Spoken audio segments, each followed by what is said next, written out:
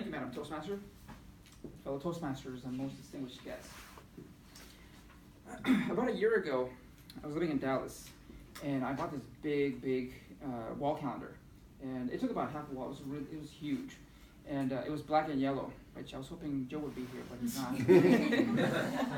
And it had little white boxes all over. So it had basically one white box for every day of the year.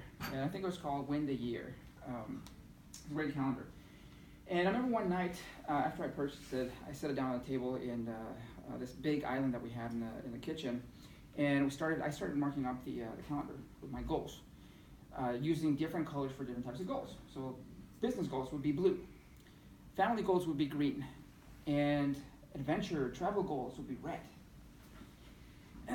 It was going to be an epic year. Unfortunately, it didn't meet all of those goals. For different reasons. But one of the reasons was because some of those goals, I didn't know how to get motivated, how to start the motivation process initially. And then some of the other goals, I lost motivation halfway through. So I wasn't able to complete a lot of those goals. So motivation is the key ingredient in making any big goals happen. And so today I wanted to share with you some of the research I've done into motivation and what it takes to get motivated, what it takes to stay motivated, and more importantly, define what the hell is motivation. So let's start by defining what motivation actually is, right? So Webster's Dictionary defines it as a motivating force, stimulus or influence. Dictionary.com defines it as having a strong reason to act or accomplish something. And scientists define motivation as your general willingness to do something, or the psychological forces that compel you to take action. Now, one of my favorite definitions is motivation is a point in time where the pain of not taking action is stronger than the pain of taking action, or the fear of taking action.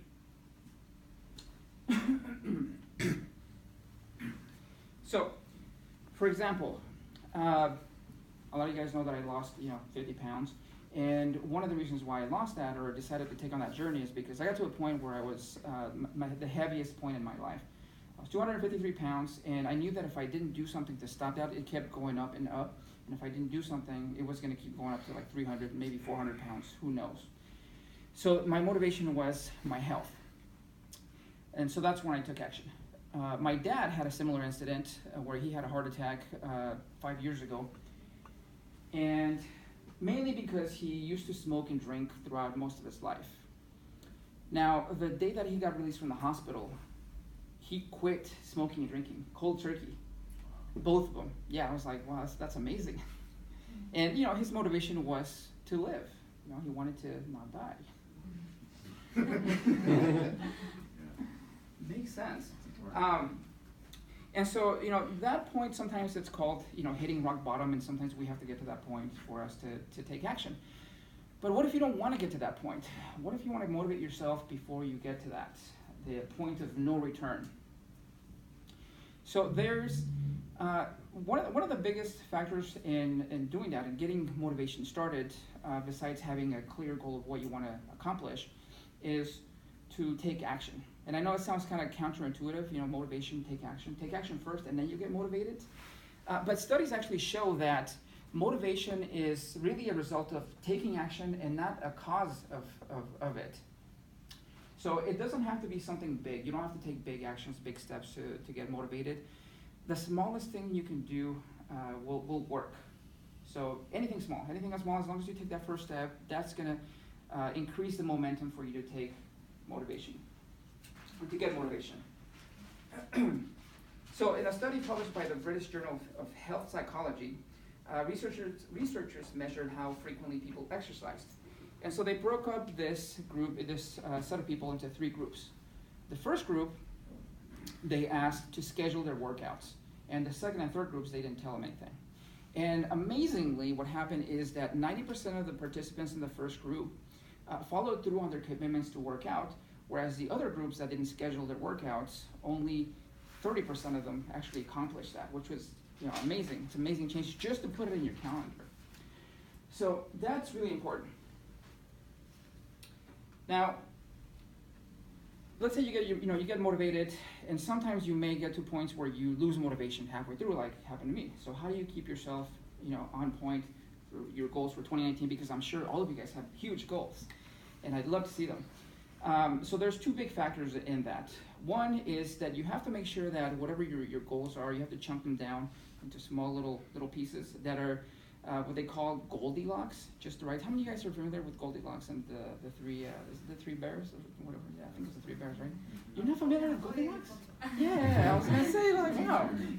So basically, the concept behind that is to break down the goal, big huge goal, into little chunks that are just challenging enough, but not overly challenging to where they're overwhelming, or because you'll procrastinate if that's the case. But they have to get you engaged, otherwise you're gonna get bored. So setting up these goals into little chunks that are just the right size, and also scheduling them out is important.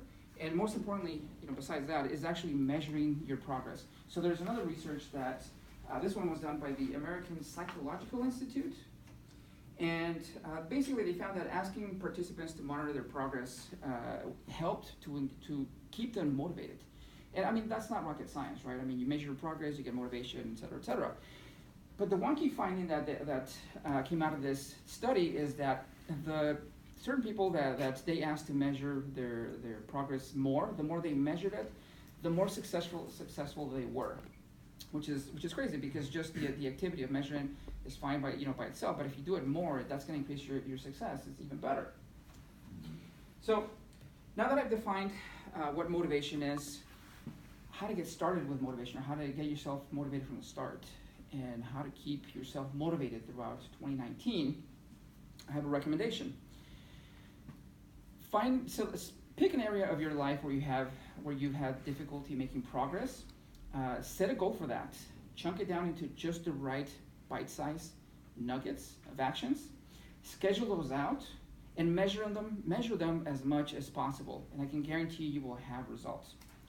And the last thing I'll say in closing is one of my favorite speakers is Tony Robbins. How many of you guys know Tony Robbins? Cool. So he has this quote. Do you know about Tony Robbins? Tony Robbins? Anyway, he said something that I always that I like. Motion creates emotion, which basically means if you want to get yourself pumped, take action, move your body, do something. So with that, I encourage you to. I forgot the last line. That's okay. So take action. Get that momentum going. Set your goals and crush your goals in 2019. Madam Toastmaster.